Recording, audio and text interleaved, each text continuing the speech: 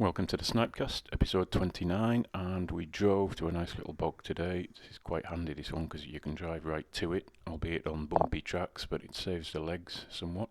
We got a point more or less straight out the car, which is usually there's no shortage of sniping here.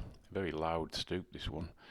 136 miles an hour. It came down with a rattle. You can kind of hear it if I keep quiet, and good chase afterwards, and just a close miss. Get him! Flipping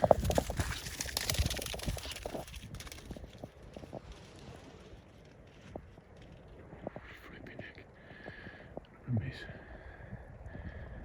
Shit, he's chasing that hard.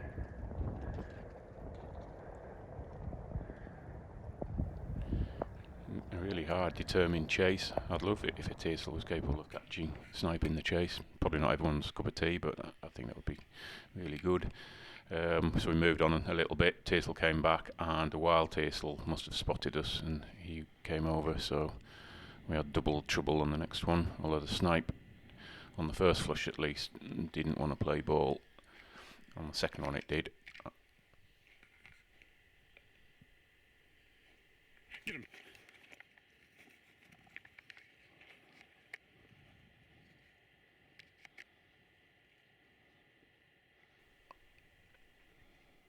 It went quite cleanly the second time.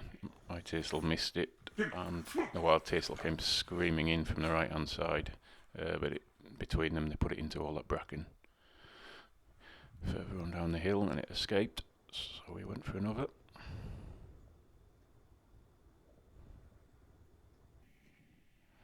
And the next one is kind of a bit of sign of progress in that my Teasel went for the snipe quite determinedly instead of faking it and waiting for the wild one to come in and finish the job for him. He actually knocked it down dead, so that was a nice little result.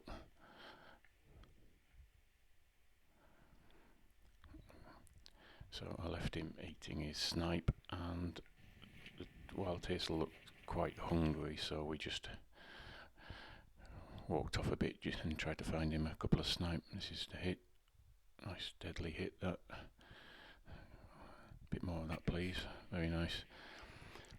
Found him a couple of snipe, but it's quite rolling country, and because he goes very high and hangs back a bit, his whole stoop and hunting technique is to use the stoop to build up speed for a long range sneak attack where he can come up and under and try and hook the snipe in, and then chase it determinedly if he has to.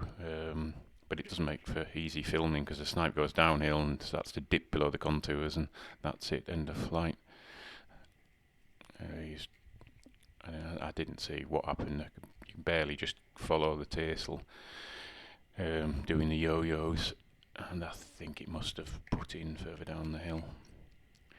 In his first season, a lot of the snipe took to the sky when he was a brown Teasel and tried to outfly him, and some did and some didn't, and he had massive chases all over the sky, and some he would catch thousands of feet up and miles away, but they don't seem to take to the sky or contest the sky with him as much this year.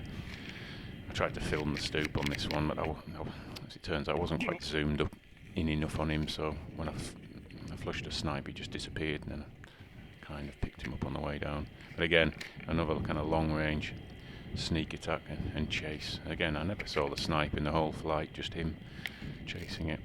I thought he caught this in the end because he came up slowly as if he'd bound to it, but it turned out he hadn't, and that was more or less that really. He got a bit bored and went back up onto the tops. Can't have been that hungry because he would have hung around wanting more and more and more until he got a kill. But so yeah, went back and picked the Teasel up. He was just finishing up his snipe, and have a nice day.